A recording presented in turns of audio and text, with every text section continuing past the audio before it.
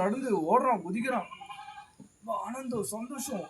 அது போல ஆண்டவர் இந்த மாதிரி அதிசயங்கள் அற்புதங்கள் செய்கிறாருன்னு சொல்லி கேள்விப்பட்டு ஒரு அம்மா எனக்கு வந்து வேற கிராமத்துக்கு ஒரு அம்மா கேள்விப்படுது, ஏசப்பா கண்ணு தெரியாதவருக்கு கண்ணு கொடுத்தாராம், காது கேட்காதவருக்கு காது கொடுத்தாராம், எழுந்து நடக்காத முடுவர்களுக்கு எழுந்து நடக்க வைத்தாராம், திமிர்வாதிக்காரனை எழுந்து நடக்க வைத்தாருன்னு சொல்லி நிறைய காரியங்கள் விஷயங்கள் கேள்விப்பட்ட ஒரு அம்மா. அந்த அம்மாவுக்கு 18 வருஷமா பெரும்பாடு அவளுக்கு.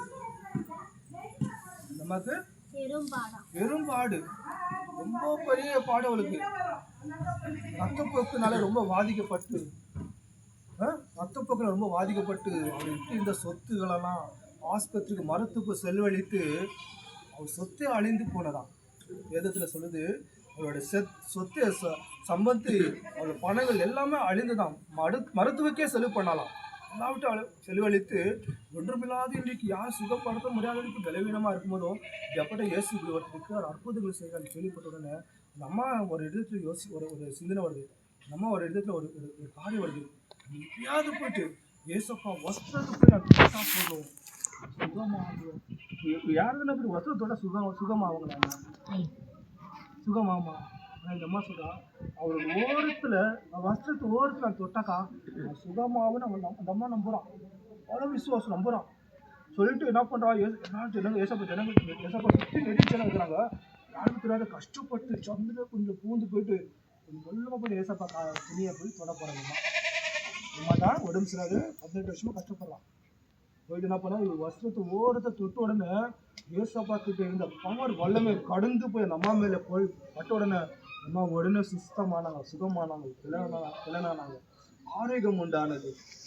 எவ்வளோ அற்புதம் ஏசப்பா. அவர்கிட்ட போய் பேசுறது அம்மா, அடவரே எனக்கு பலவீனமா இருக்கிறேன், எனக்கு இப்படி ஒரு பிரச்சனை இருக்குது, எனக்கு சுகமாக யாருமே எனக்கு உதவி செய்யல ஆண்டவர் சொல்லி பேசவே இல்லை. ஆனால் இந்த அம்மா இதயத்தை நம்பிக்கொண்டு விசுவாசித்து ஏசப்பா வஸ்திரத்தை தொட்டா சுகமாகுவேன்னு சொல்லி அவ்வளோ நம்பிக்கையோட போய் வஸ்திரத்தை தொட்டுட்டோம். அங்கேயே சுகமாகறான். ஏசப்பாட வல்லமை பவர் வந்து அந்த அம்மாவை சுகமாக்குது. வல்லமை உள்ள தேவன் அவர்.